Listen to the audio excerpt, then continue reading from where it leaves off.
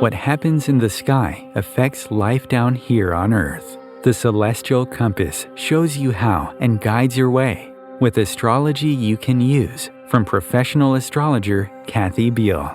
Every episode features her light-hearted, practical forecasts and navigational tips, blended with humor, optimism, and a love of patterns, symbolism, and pop culture references.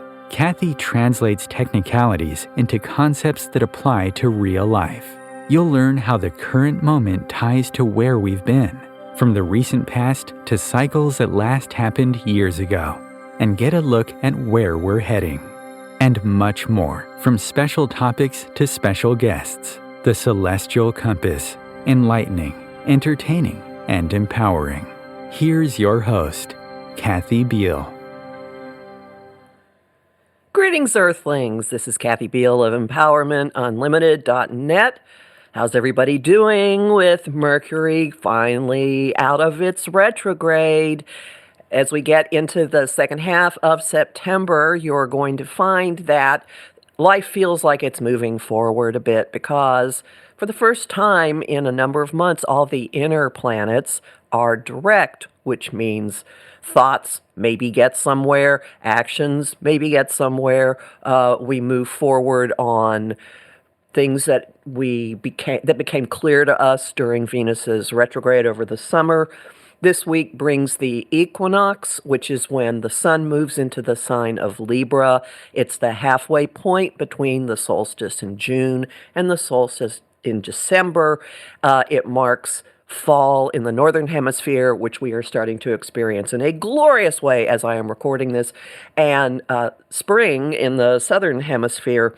And so the energies of this week, which have a lot of adjustment aspects in them, are going to be bubbling in the background for the next 3 months as we go through the season. The other thing to know about the rest of September is that we have an Aries full moon on the 29th at the end of the month. And after that, next month, we will be having eclipses in Libra and in Taurus, both ruled by Venus. So again, all of the information and self-validation and reclaiming bits of yourself that you did this summer are going to apply directly into what happens in October. For more about all of this, you'll find my forecasts at OMTimes.com, which has my monthly and new moon and full moon forecasts, and of course at my site, EmpowermentUnlimited.net, which also has a sassy weekly podcast for your enjoyment as well. And now we're going to talk about all kinds of things related to astrology. My guest today is Armand Diaz, a consulting astrologer based in Long Island, New York, with an international clientele. He's the author, producer of 3 books, including Separating Aspects, The Astrology of Breakups, Divorce, and Other Partings, and Integral Astrology, Understanding the Ancient Discipline in the Contemporary World. And he is a frequent contributor to astrological publications. Armand is the past president of NCGR, the Astrological Association, and he can be reached via his website, armanddiaz.com. Welcome, Armand. Hey, thanks for having me, Kathy. I'm happy to be here. I'm so glad. Well, I'd like to start with the question I like to start with all of my guests. What's your astrology origin story? How did you come to astrology, or how did it find you? Oh, boy. Well, okay, it's only an hour show. We'll see what we can do here. Go for it. It's important to understand that I was always interested in astrology. I have, since a pretty early age, practiced divination in various forms. I was all in favor of learning astrology in the 1980s when I was in my 20s, but I had to do charts by hand. And although I can do them now, I actually teach how to do that now. I wasn't going to do that then, so I stayed with the I Ching and Tarot and so on for a while. And then in 1997, early in the year, I started having these really, really powerful dreams. It was obvious that there was a lot of content in here that it was important. And I would be in those like big libraries looking through books of symbols, and they were clearly, astrological, alchemical kind of symbols. So I started to read about astrology to sort of figure out what the meaning of the dreams was, which apparently the meaning of the dreams was I should learn astrology. Apparently that's what they were going for with that. It wasn't. There were a few other things I might have got out of it, but yeah, that was how I got into astrology. And I learned, I was having, for those who speak astrology, I was having at the time transits of Uranus opposite my sun, Neptune opposite my moon, and then Pluto trine my Mercury. And I downloaded astrology. I mean, I learned 90% of what I know, in terms of astrological knowledge in just a couple of years. I have a friend who took Debbie Campton Smith's Notes from a Stargazer's, Secrets from a Stargazer's Notebook, I think it's what it's called. Took it to Acapulco for the weekend and came back completely conversant, like opened up a portal to something he had known in an earlier life. So I am not surprised by your story. And obviously you took it and ran with it. But I'm curious. So you mentioned other forms of divination when you were young. So how does astrology fit in with other systems or studies that you've been involved with through your life? Well, I mean, at this point in time, I just look at it as it's really all divination. There's just that we have different roots in astrology. Astrology is a little bit of a separate kind of thing, admittedly, because of the way it works. There's not that element of randomness in what you're reading, right? As opposed to tarot cards or something like that, where the spread should be random. With astrology, it's like what the spread is going to be, what the chart is going to be. But other than that, I mean, it really is all the same thing. In my opinion, it is all divination, really. Different paths to the same truth or information. Yeah. I think that there's a real difference in terms of the let's say, for example, astrology is great with timing. Mm-hmm. It's wonderful to work on a time frame. There's nothing that beats it. But then tarot can give you some interesting details that are kind of hard to pull out with astrology. And then the I Ching gives you an overview and advice, but not necessarily. Sometimes there's specific information there too. So there's a difference to them all, but they're all divination. So how did you come up with the concept of integral astrology? How did you develop it, and what is it?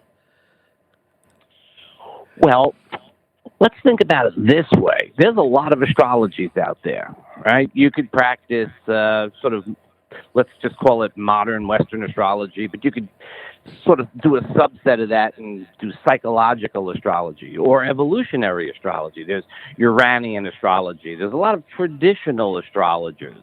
Right? So there's a lot of different techniques, and I'm only scratching the surface with those few. And Vedic astrology and Chinese astrology. So there's a lot of astrologies out there. And so when I was studying astrology in the 90s, kind of the attitude that was around seemed to be sort of like, live and let live. I mean, the Uranian astrologers can do their thing, I'm doing my thing. It didn't seem to be much in the way of conflict. In part because there wasn't that much communication. You had conferences and meetings and stuff like that, but you didn't have the internet giving you tons of information. And then around 2000, the resurgence of traditional astrology seemed to be accompanied by a kind of, well, what's the real astrology? What's the right astrology?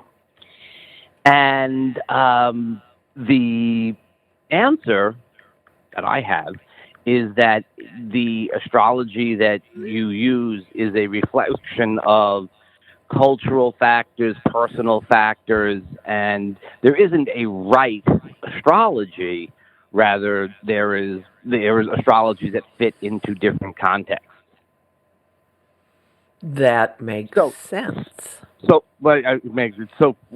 for example, if a client comes to me and is, so I'm searching for my life path in career or something like that, well, then, more psychological evolutionary techniques. But if somebody say, hey, look, I'm looking to sell my house, what would be a good time for that? Well, I might look more like towards traditional astrology. Mm-hmm. So you have a huge bag of tricks. Yeah, I have a pretty big bag of tricks, it's true.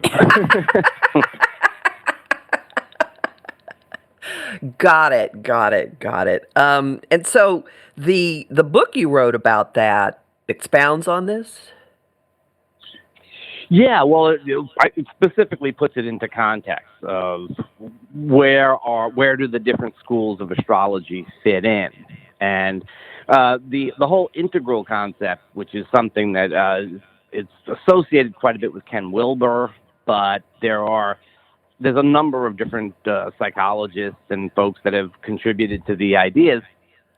And, it's about the sort of evolutionary path of consciousness, of human consciousness. And then so what I did was matched their different sort of stages and areas with the different astrologies.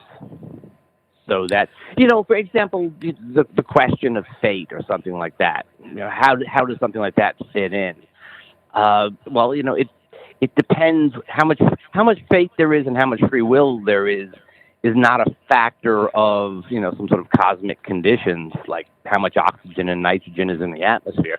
It's a reflection of the individual consciousness and its development.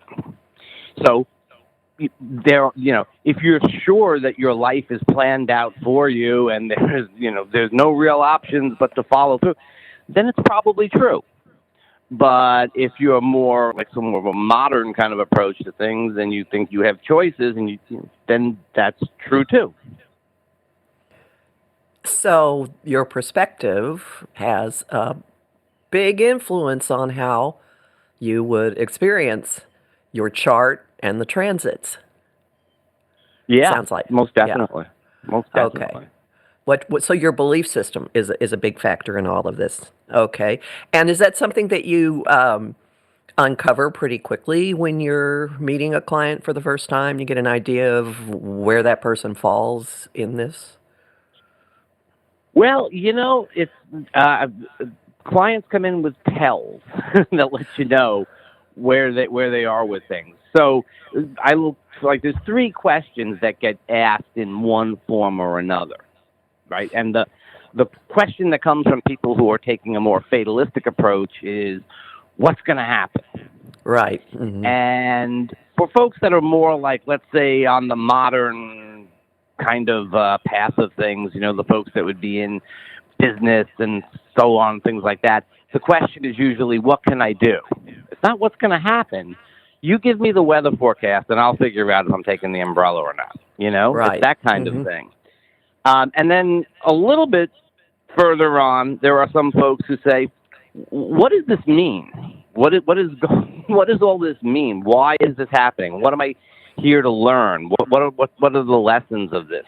And so those 3 questions, which get asked in myriad forms, sort of show not where the person's consciousness is. It just lets us know where the person's consciousness is about what they're asking for, what they're looking at. Right, and that would then guide how you present the information and proceed with your session, it seems to me. Right. I mean, I always try to, if somebody says what's going to happen, I always try to say that they have a choice in the matter.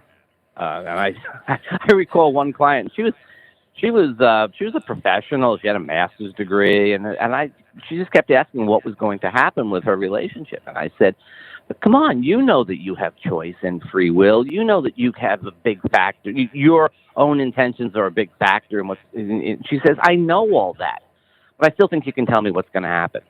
Uh-huh. I've had this client in a different body. Yeah. Oh, boy. Okay. Well, what kind of got my attention, I saw your...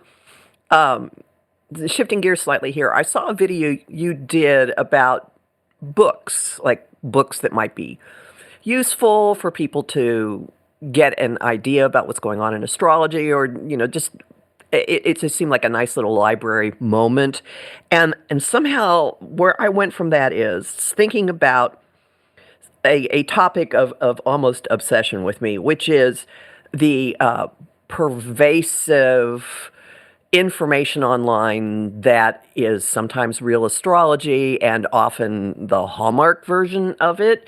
And so I'm just noticing that there's a rise of awareness of astrology because of social media, because of the internet, and the whole approach, the acceptance level is so different from when I started. We were interested in it at about the same time, but my studies predate yours by about a decade. And I'm just curious if this has caught your attention, what you see. Well, what was it like? Let's just, for those of you out there who are young and don't know about this, what was it like before the internet? How did astrological information get passed around in your memory here? There was a time before the internet. It's. I used to wonder about people who were around before television. It's like, well, they seem to have adapted so quickly to it.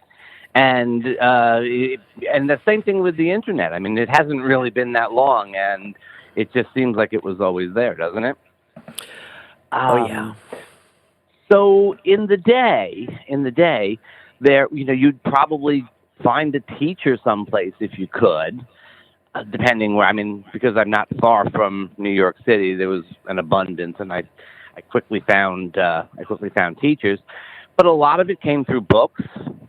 For folks, and then there were the conferences and workshops and things like that. So it was a much slower pace, and it was typically a little bit more methodical than things are with the internet. Because the internet, it's okay, wow. So the asteroid Juno is about partnership and commitment, and that's, you could learn all that, and you could spend days learning about that without really knowing much about, let's say, Venus or the moon. Right.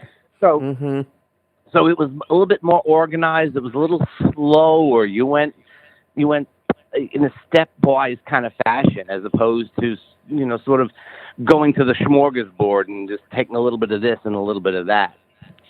I can say that as past president, well, not really past president, I was a former president of NCGR. That this is something that astrological organizations are kind of gritting their teeth about, the fact that lots of folks wind up billing themselves as astrologers with not a lot of you don't need formal training and certificates. I have one, but you don't need that or anything like that.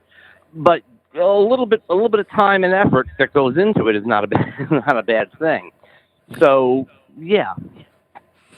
I actually wrote a screed about that on the Best American Psychics blog, but online astrology hacks for things to look at when you're a consumer of astrological information. And I will confess, there's some stuff that goes on out there that just rubs me absolutely the wrong way, completely. But my memory of the early days is that usually a store could be an entry point. I came to this in Houston, and I found information and things at a really unusual store called the Aquarian Age Bookshelf. There was also a store called Body, Mind, and Soul, which is still around. NCGR, the local NCGR chapter, would have its meetings there. I had a lot to do with that store when I lived in Houston.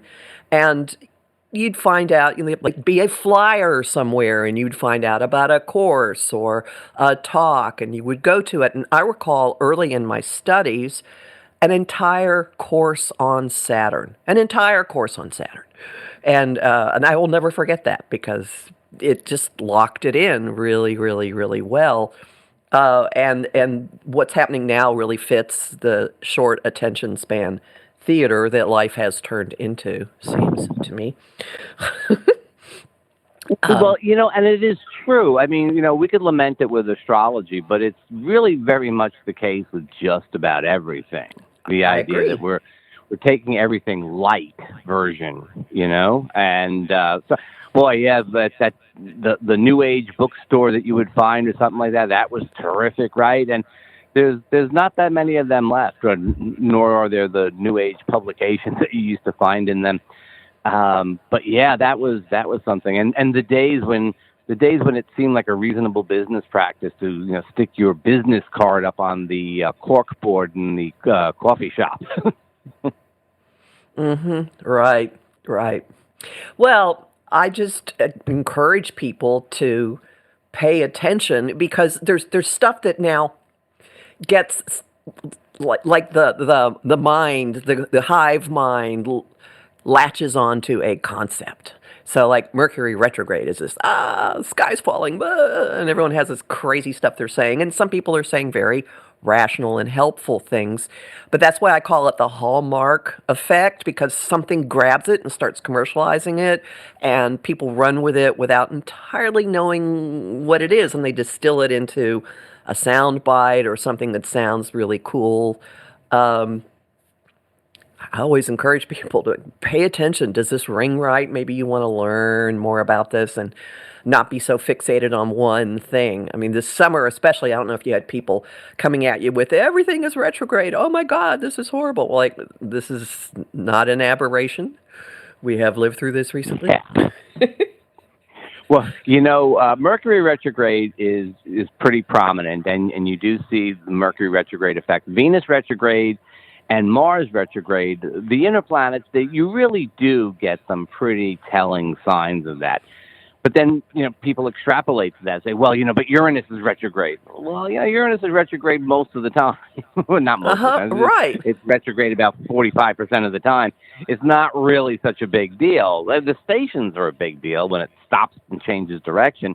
But the actual retrograde itself isn't so much. But then you get this kind of like, yes, people will worry about it. But but that's the same thing as like people do with medical information or anything else, right? I mean, it's just, you know a little bit, and you think you know a lot. To be fair here, there are some benefits, though, that have come from so much of life moving online. You can certainly have access to teachers who may not have been coming through your area. You can take classes with groups of people. Do you find, what's your experience of that been? Because it seems to me, I mean, I'm sure with your involvement with NCGR, you became acquainted with a whole lot of people, but there's something about online communities and online teaching that has a very Aquarian, let's link greater communities together effect to it. Oh yeah, that is certainly the case. I wouldn't necessarily advocate for going back to the old days.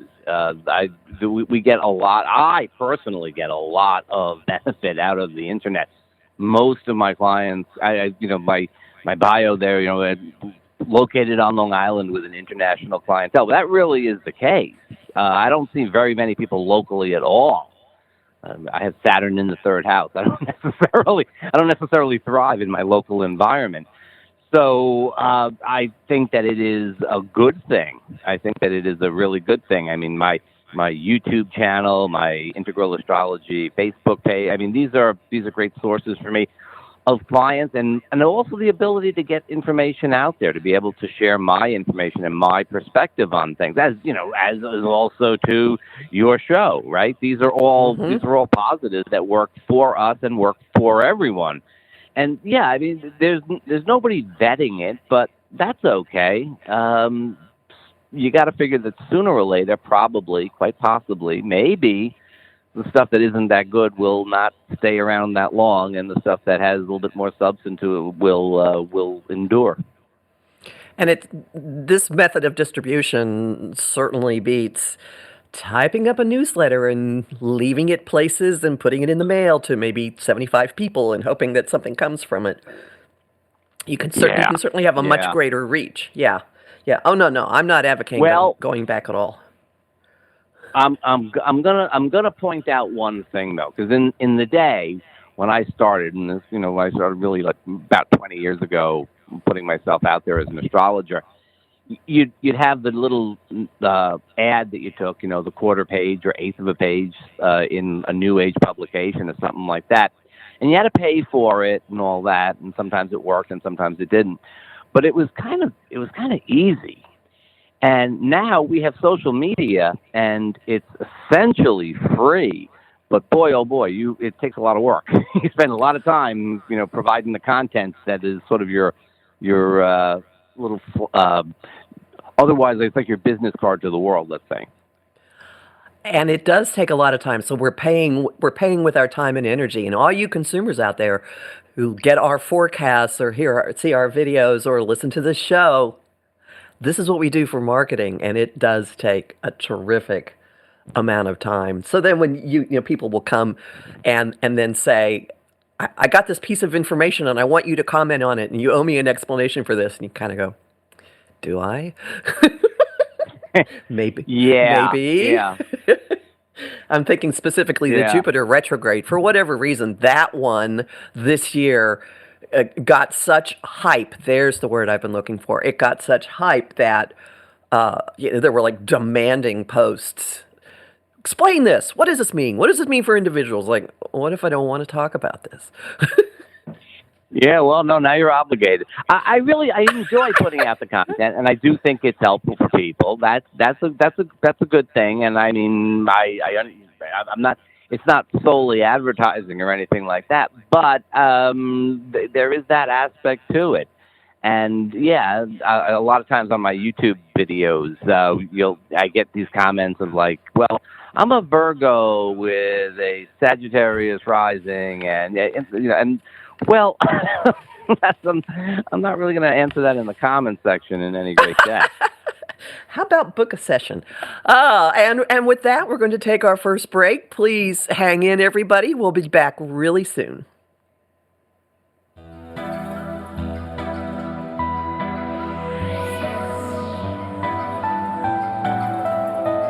Conscious media for conscious minds. OMTimes. Host your show on IOM-FM, the radio network of OMTimes Media, one of the more recognized brand names in the conscious community, and is backed by the extensive marketing reach of OMTimes. Hosting a show on IOM-FM immediately connects you with our extensive dedicated community. Grab a cup of tea or a glass of wine and tune in for Inspired Conversations with publisher Linda Joy on Tuesdays at 2 p.m. Eastern. Linda creates sacred space for leading female luminaries, empowering authors, heart-centered female entrepreneurs, coaches, and healers. A soulful venue where guests openly share the fears and obstacles they've overcome, wisdom and lessons learned, and the personal journey that led them to the transformational work they do in the world. Inspired Conversations to empower you on your path to authentic, soulful living.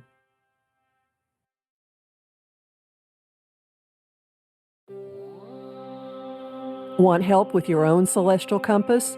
Visit my site, empowermentunlimited.net, for Astro Insight forecasts for each week, month, and new and full moon. Want to explore the personal impact? Make a decision? Understand another person? It is possible. Click the Services tab to book a personal session with me. That address again, empowermentunlimited.net.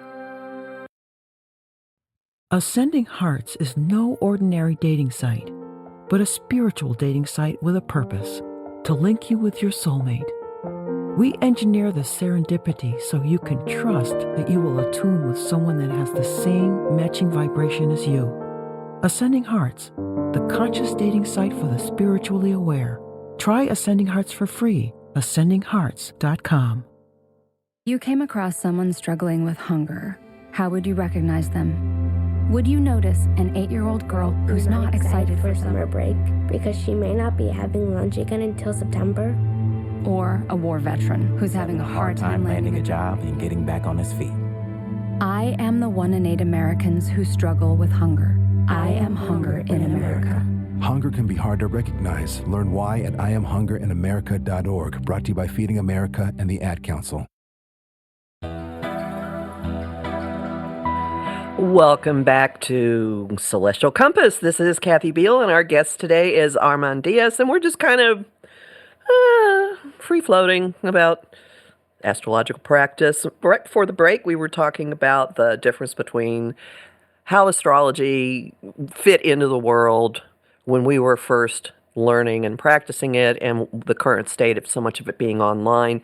And it occurs to me that the smorgasbord aspect of so much information being online has an upside to it, because people can get exposure to all of those different types of astrological schools and methods that maybe before you wouldn't have stumbled on when you were, if you, decades ago, when we were just going to New Age bookstores and health food stores and finding flyers and stuff. What do you think of that? Definitely.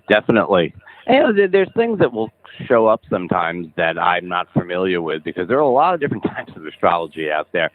And a great deal of the help of the internet is being able to look it up. Oh gosh, just think about all the different asteroids. I don't mean even just the 4 goddess asteroids. I mean, right. There's like 12,000 of them out there, something like that. So you can do your own exploration of what these things mean and how they work, and that's terrific. Yeah. No, there's a lot of good stuff about the internet. I mean, I'm not suggesting otherwise.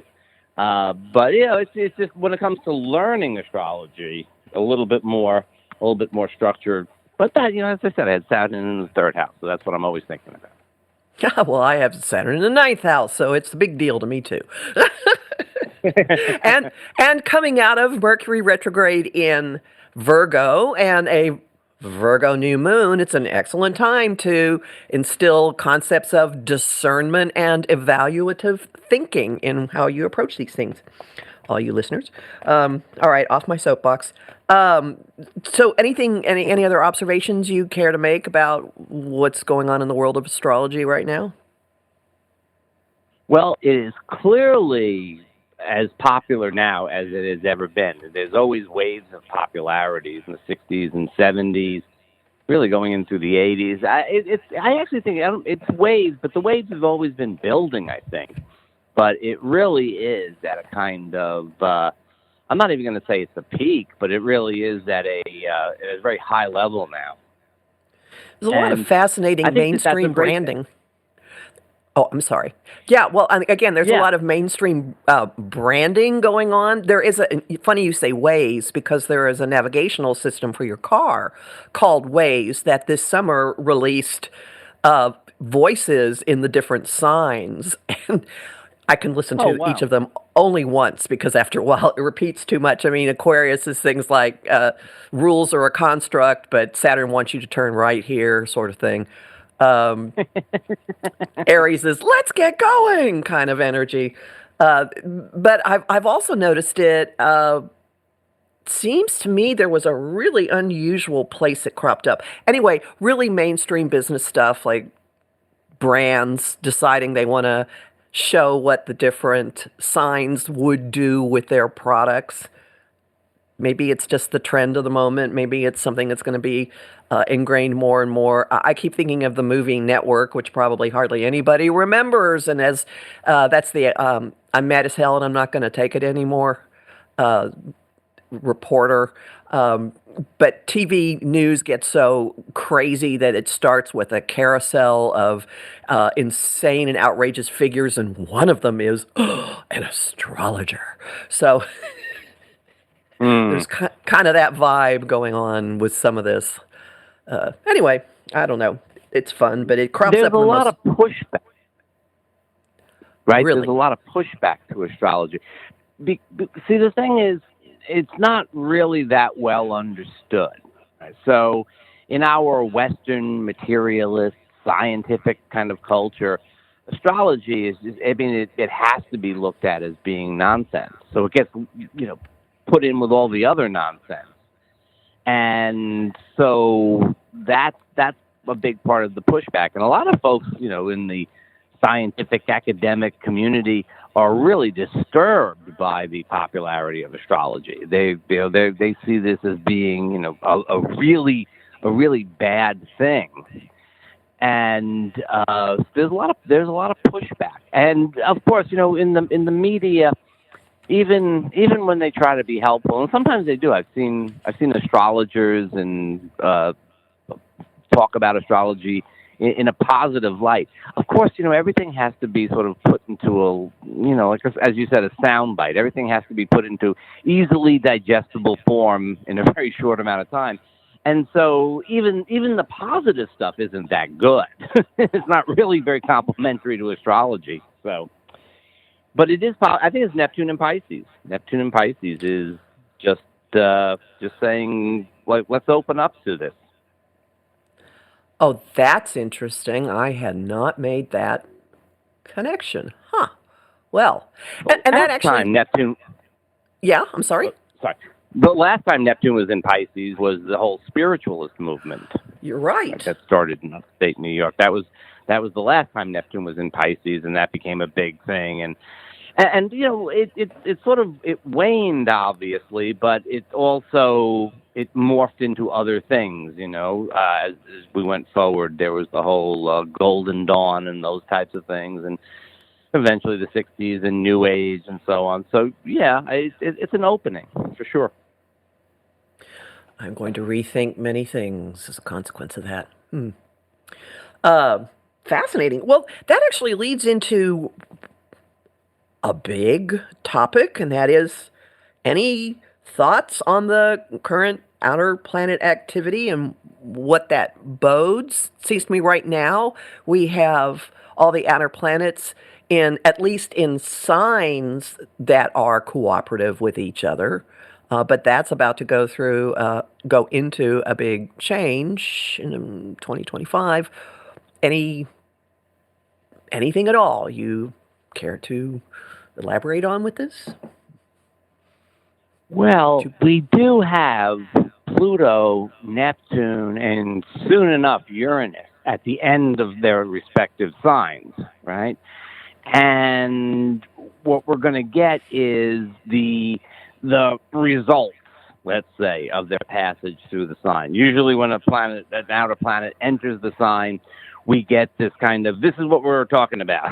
This is what's on the agenda for the next, 7, 14, 20-something years. And so, like, when Pluto went into Aquarius this spring for a while, right away, AI became this huge topic, which it wasn't a year ago. It wasn't at the beginning of this year. And unions became, right. We haven't had, certainly in the United States, we haven't had this kind of union activity. So we get that announcement of what things are going to be about. It's a big mistake to think that is going to be what things are going to be like at the end of the sign.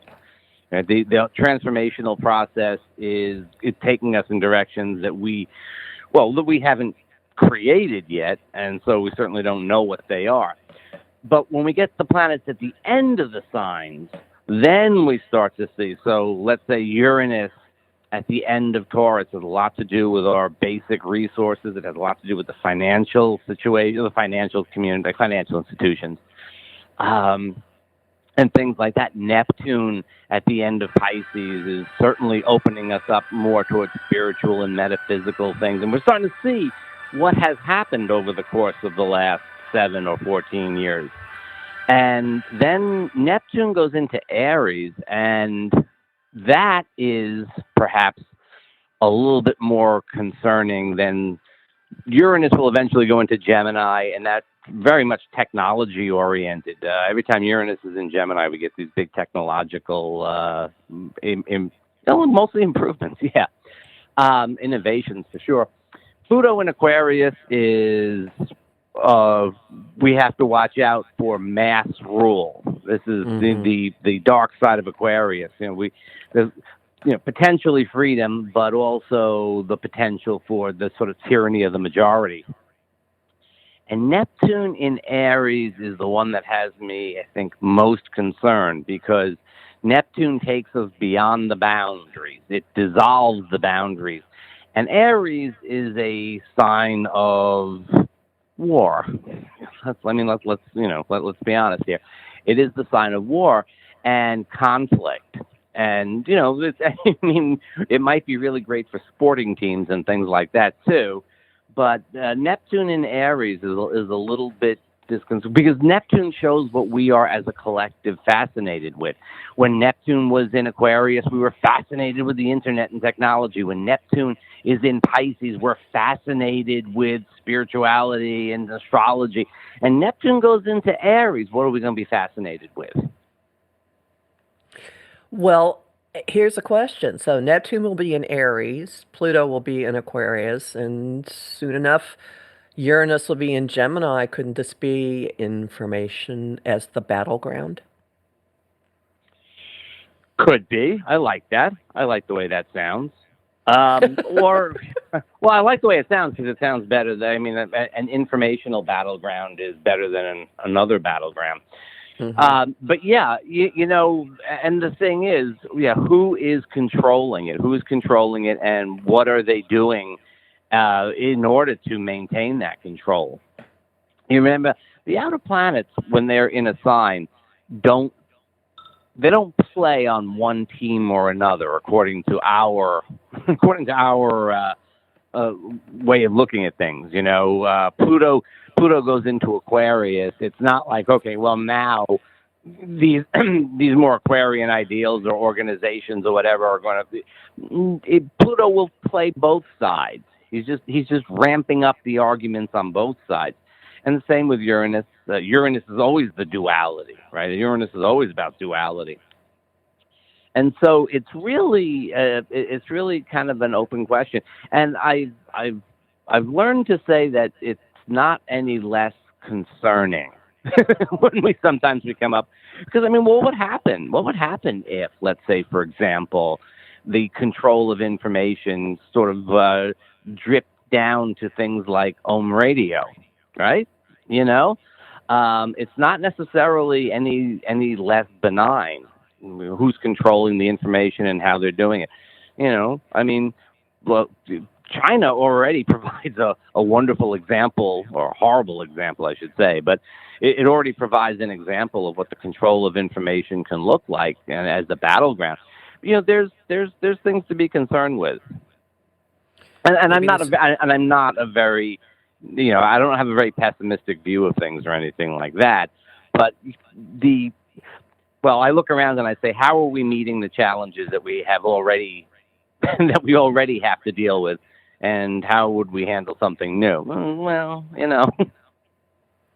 Oh, and looking back in history, it behooves people to remember that the last time Pluto moved into Aquarius in the late 1700s in France, there was actually tyranny by the citizenry for a period of time. The French Revolution, that's a scary one. It's a very scary one, but it doesn't necessarily mean it happens again this time this way. As you're talking, I'm thinking, is this when the Cylons show up and we find out that is this when there's a hybrid of humans and robotic intelligence? Cylons is a Battlestar Galactica reference, to those of you who don't know what I'm talking about here. Wow. You're going back in the vault there, Battlestar Galactica. Wow. Lorne Greene, right? Oh, no, actually, well, yeah, but I'm really the second round, much like I'm a Star Trek The Next Generation person. But yes, you're right. Yeah, that's Lorne Greene. That's way back there. Mm-hmm. So I think that it's important to recognize that we'll see the same kinds of themes, because those are Pluto and Aquarius themes. But hopefully we have collectively, and enough of us individually, we have learned enough not to repeat the same kinds of things. And typically that seems to be the case. The Uranus-Pluto square of the teens, the 20 teens, and just not that long ago, folks were looking at that and they were looking for comparison either to the 60s when the Uranus and Pluto were conjunct, or to the prior square in the 1930s.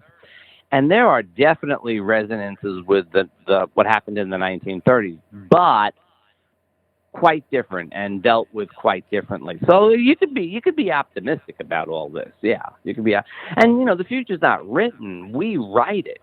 We write it. The problem is, it's, you know, the stars give us the materials to cook dinner, and it's up to us. You know, it's up to us to decide what we want to cook and how we want to do it. Hopefully people will do well with it. A look at the status of the collective now is not particularly encouraging to me, but you never know what's around the corner. What do you think? I find it interesting, and this can't be a coincidence, that we're going through eclipses in Aries Libra with the North Node in Aries as the buildup to Saturn and Neptune moving into Aries.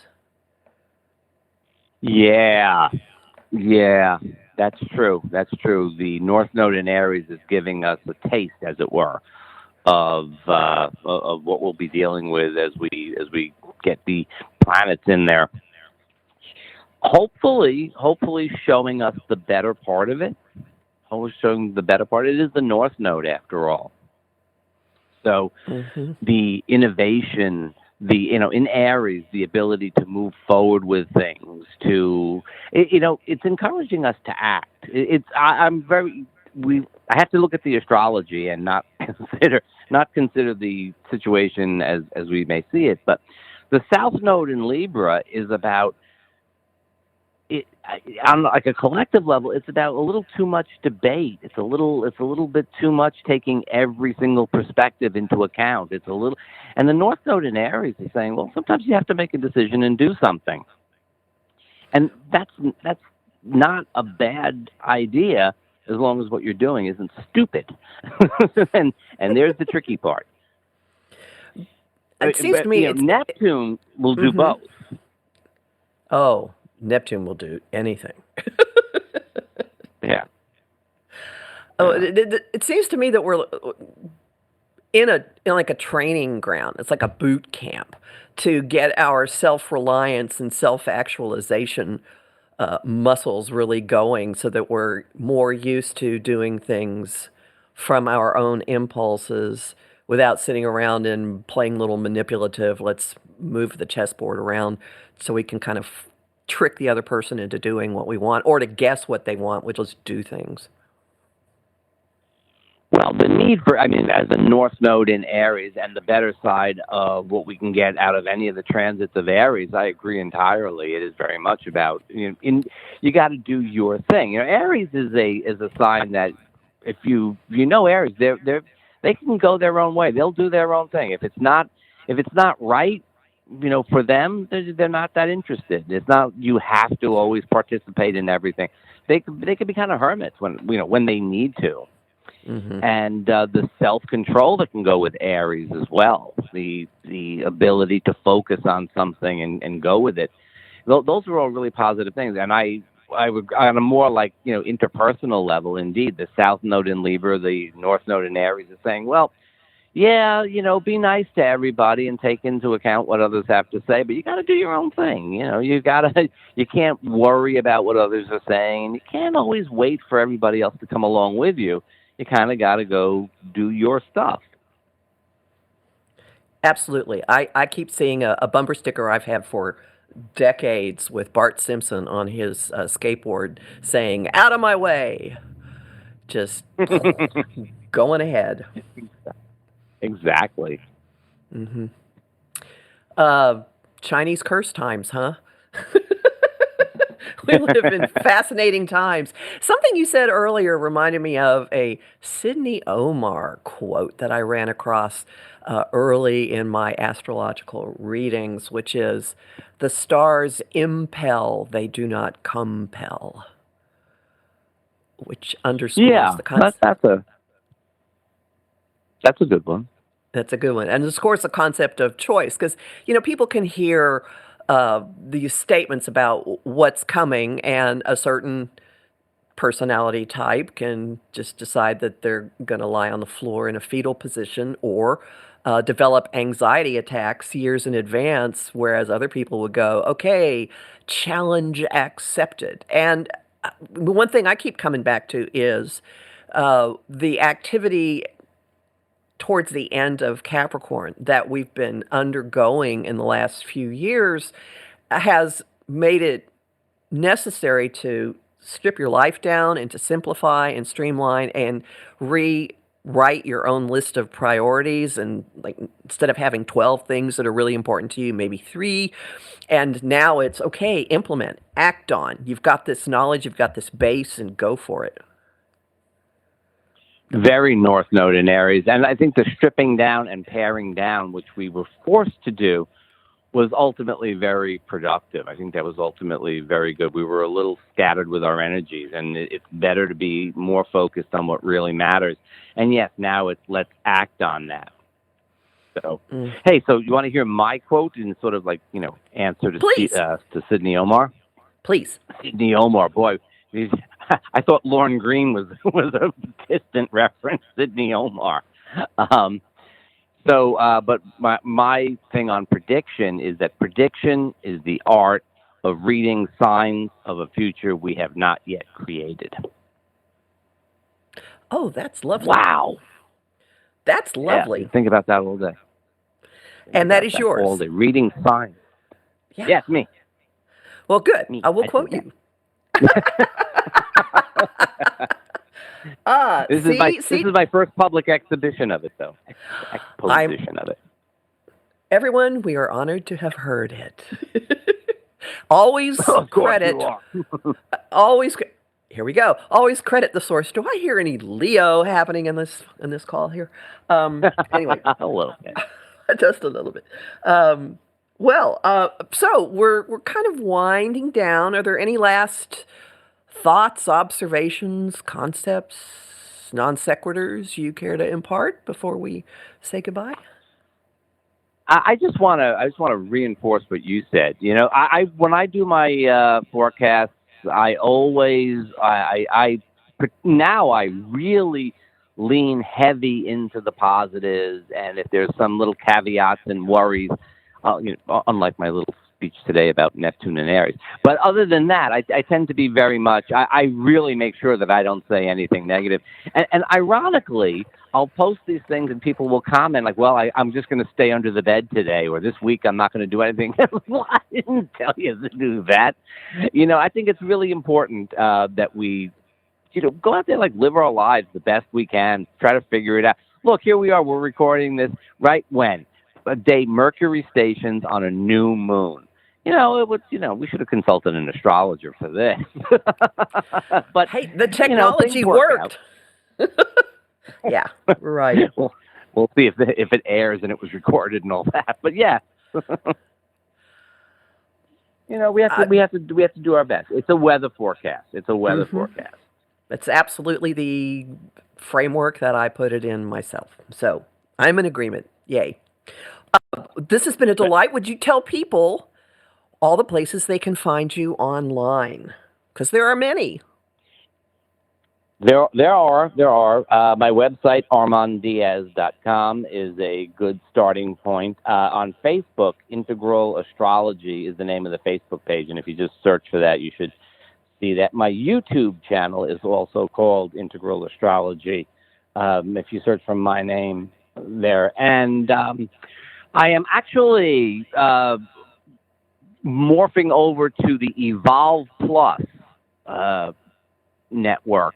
It is Psychic John Edward has put together. Let's call it Facebook for spiritual folks, and I'm posting a lot on there, and I find it to be a really wonderful community that I would invite everyone to join. Evolved Plus. Yes, I think if you search Evolve Plus TV, it's something like evolveplus.tv is the website, I believe. But if you just if you search for it, you might have to search for it. Oh. You'll find it. Okay. And on your YouTube channel, I had mentioned that you have, I'd seen a video with discussions of books that you found particularly interesting or helpful? What other sorts of things could people find there?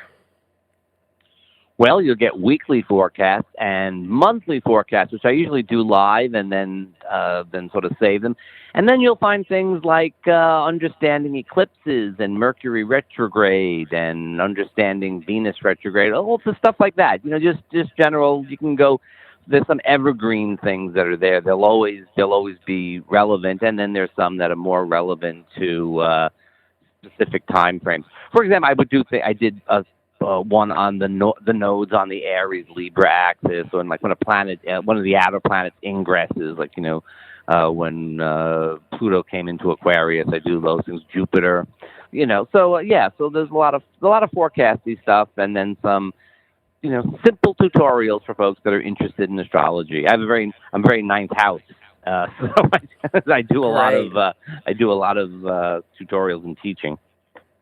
Well, thank you so much. I really appreciate you taking the time to have this conversation. It's been loads of fun, and thank you. Thank you. Thanks for having me, Kathy. I appreciate it.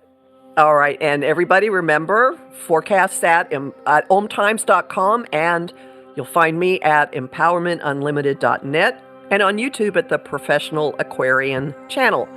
Talk to you soon.